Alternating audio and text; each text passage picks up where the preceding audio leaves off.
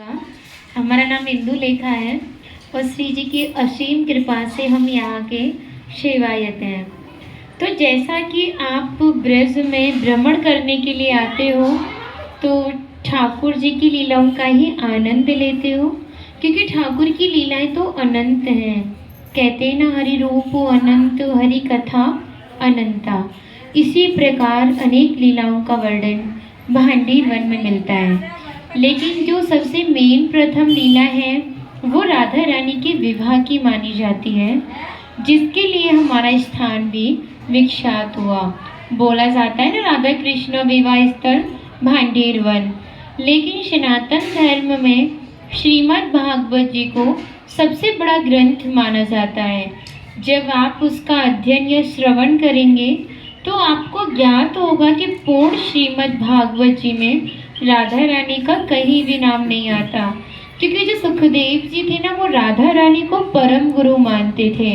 तो एक नाम से ही 6 महीने की समाधि लग जाती थी। अब जब नाम नहीं है तो साप्ताहिक भागवत में विवाह का प्रमाण कैसे हो सकता है? इसीलिए तो रुक्मणी जी के साथ विवाह दिखाते हैं, और इसी कारण हमारे अधिकांश भक्तों को पता ही नहीं है कि राधा कृष्ण का कभी विवाह भी हुआ था। लेकिन श्रीमद् भागवत जी को छोड़ के अनेकों ग्रंथों ने राधा रानी के विवाह का प्रमाण दिया, जैसे गर्ग संहिता, स्कंद पुराण, ब्रह्म वैवर्त पुराण, आदि वराह पुराण।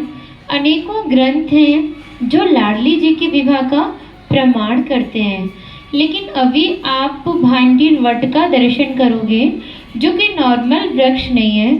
श्रीमद् भागवत जी में प्रमाणित है भांडीर वट।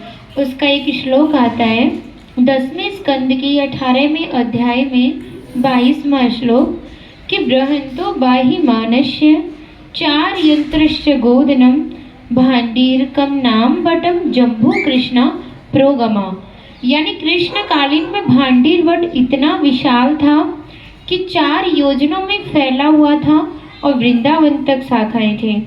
तो पिछले टाइम में पुल नाव नहीं होते थे। ठाकुर जी भांडीर वट की शाखाओं पर चढ़ के यमुना महारानी को पार करते थे।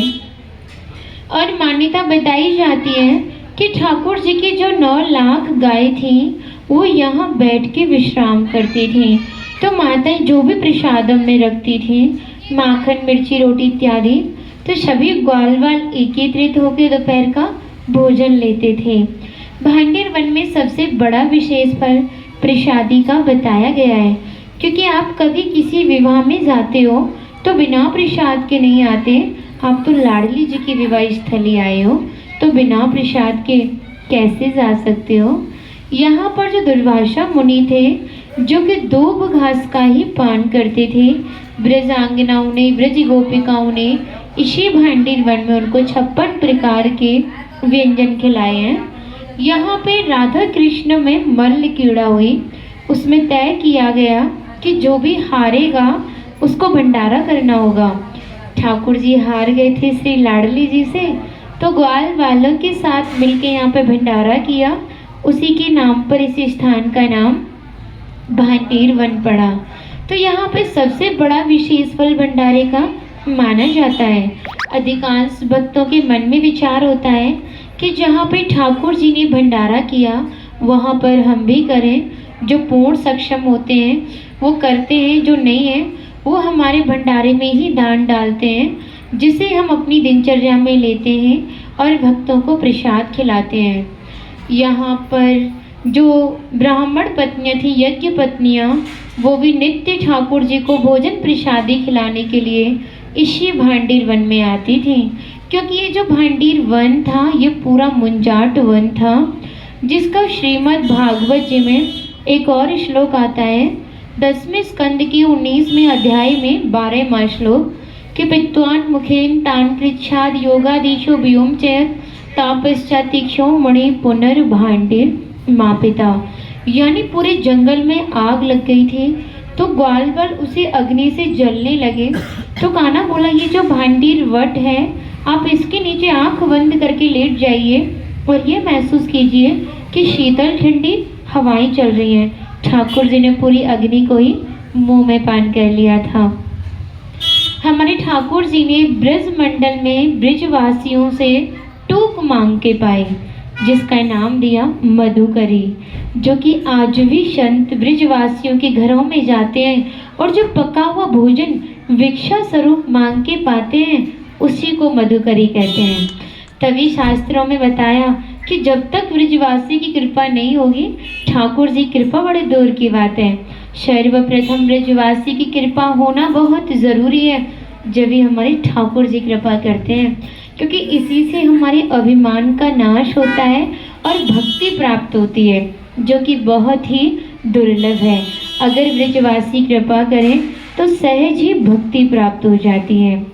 और हमारी राधा रानी ने इस स्थान के बारे में बहुत ही विशेष बात कही थी।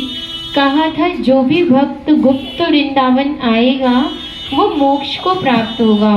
कान्हा बोले तुम इतनी बड़ी बात को कह रही हो, लोग पाप करेंगे सीधे दौड़े भांडीर वन चले जाएंगे, क्योंकि आपने तो मोक्ष धाम ही भांडीर वन को कह दिया।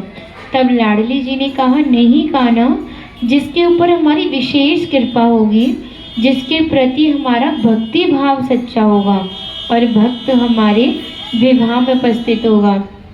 यानी जब राधा रानी का विवाह हुआ था तो अनेकों जीव विवाह में उपस्थित था, पर मनुष्य रूप किसी का नहीं था। तो भक्त अपने आप को कीड़े मकोड़े, घास फूस, पतझड़, पक्षी इत्यादि मानते हैं। जो भक्त उनके विवाह में उपस्थित थे, उन भक्त की पहचान है कि वो कई बार वृंदावन आते हैं। जब जाके गुप्त वृंदावन आते हैं और डायरेक्ट नहीं आएंगे, बीच में माध्यम जरूर रहेगा। सारा श्रेय उसी माध्यम को जाएगा जो आपको ऐसे दिव्य स्थान पर पहुंचाएगा। और जो भी भक्त भांडीर वन में प्रवेश करता है, यहाँ की प्रसादी पाता है और एक रात्रि निवास करता है, वो इस ब्रज गोलोक धाम से ठाकुर जी के गोलोक धाम में जाता है।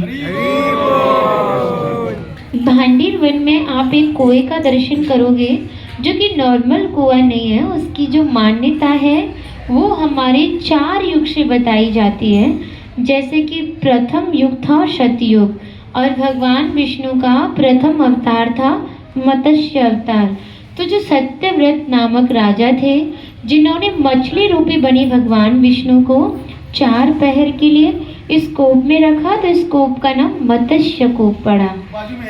त्रेता युग में राम जी के अवतार में यही कुआं यक्ष कूप के नाम से भी जाना गया। द्वापर युग में यह कुआं छिप गया था, तो ठाकुर जी ने एक लीला को रचित किया। कंस का भेजा हुआ दूत वत्सासुर राक्षस, जो गायों का वेश धारण करके बछड़ों में छिप के आ गया था, ठाकुर जी ने उसका उद्धार किया, तो उन्हें गौ हत्या का श्राप लगा। उसी शुद्धिकरण करने के लिए ये कुआं बंसी से उजागर किया और 33 कोटि देवी देवताओं को आवाहन किया। सभी ने अपना जल छोड़ा, कान्हा ने स्नान करके शुद्धिकरण की और पवित्र हुए। यहाँ से एक ऐसी मान्यता शुरू हुई कि जिन माता बहनों पर बच्चे नहीं होते, या जिनके गर्भ खंडित हो जाते हैं, या जिनके पास बेटियां हैं, या जो भी भक्त रोग से ग्रस्त है, वो भक्त माताएं बहनें सोमवार की जो अमावस्या होती है उसको सोमवती अमावस्या बोलते हैं। उस दिन आती हैं, कुएं के अगल बगल कुंडियां बनी उसमें स्नान करती हैं और गाय के गोबर से स्वास्तिक बना के अपनी मनोइच्छा का फल प्राप्त करती हैं। उस दिन जो कुएं का जल है वो दूध में बदल जाता है, क्योंकि जो हमारे भगवान विष्णु हैं वो क्षीर सागर में निवास करते हैं, तो उस दिन उनका भी आवाहन होता है। उन्हीं के प्रभाव के कारण पानी आज भी दूधियापन में बदलता है। और चौथा युग चल रहा है। इसका भी एक श्लोक आता है कि तस्मिन् के स्नातो भांडीर कूप नियतो नियताशनम सर्व पाप विनम्र मुक्त इंद्रलोक सागस्ती। जो भी भक्त इस भांडीर कूप में स्नान करता है, आचमन लेता है, छींटे लगाता है, वो सभी पापों से मुक्त होकर इंद्रलोक को चला जाता है। अब है सबसे मेन और प्रथम लीला लाडली जी के विवाह की, जो कि गर्ग संहिता के 16वें अध्याय में विवाह का वर्णन विस्तारित पूर्वक दिया है कि ठाकुर जी 2 वर्ष के थे 2 वर्ष का बालक बड़ा ही नटखट होता है। तो लाला मैया जो भी काम करती थी, लाला का काम था तोड़ फोड़ करना। तो एक दिन मैया परेशान है कि बाबा से बोली कि जो लाला मोय बड़ो परेशान करे, तुम गैया चरावे जाते हो तो जौवे तुम अपने संग ले जाओ। तो लाला ने जब बाहर जावे की बात सुनी तो लाला बड़ा ही खुश भयो कि आज मैं बाहर जाऊंगा और मैं भी देखूंगा कि बाबा कहाँ गैया चराते हैं। तो बाबा ने बहुत मना किया, लेकिन लाला हट पड़ गया और लाला के हट के आगे तो बाबा को स्वीकृति देनी ही पड़ेगी। तो बाबा जैसे ही लाला को लेके भांडीर वन आए, भांडीर वन की सीमा में प्रवेश किया। मौसम अच्छा था, लेकिन लाला के प्रवेश से ही पूरा मौसम बदल गया।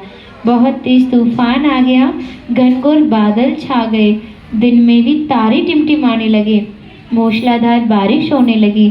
तो बाबा डर गए और भांडीर वट के आड़ लेके छुप गए और कहने लगे, देख मैंने तो ते मना करी, तू मानो तो नहीं, अभी मौसम कैसो और मौसम कैसो है गो। तो क्या देखते हैं, जो तूफान था वो शांत हुआ, एक तेज प्रकाश उत्पन्न हुआ जिसका तेज इतना था हजारों सूर्यों के समान, जिस कारण हमारे नंद बाबा की आंखें बंद हो गई, क्योंकि हम लोग तो एक सूरज की तरफ भी नहीं देख पाते, वो तो हजारों सूर्यों के समान था।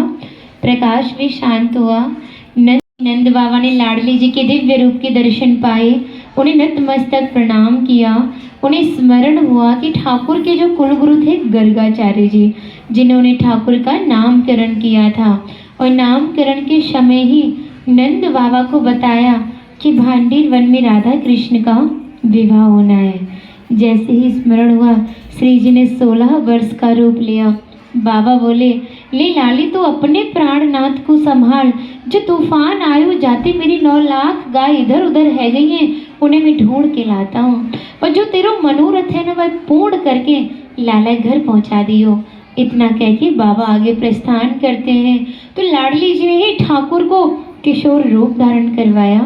दोनों ही किशोर अवस्था में इसी भांडीर वट के नीचे बैठ के प्रिया प्रीतम जी श्रृंगार कर रहे थे।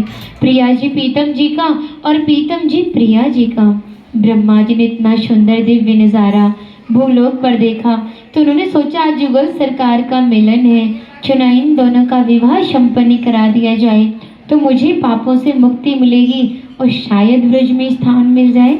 यही सोचकर हमारे ब्रह्मा जी ने विवाह संपन्न कराया। हमारे हिंदू धर्म में एक रिवाज होती है ना कि एक पिता अपनी बेटी के पीले हाथ नहीं कर देगा, कन्या का दान नहीं कर देगा, तब तक विवाह संपन्न नहीं होगा और बेटी पराई नहीं मानी जाएगी। तो ब्रह्मा जी ने पिता पुरोहित दोनों ही कार्य निभाए हैं।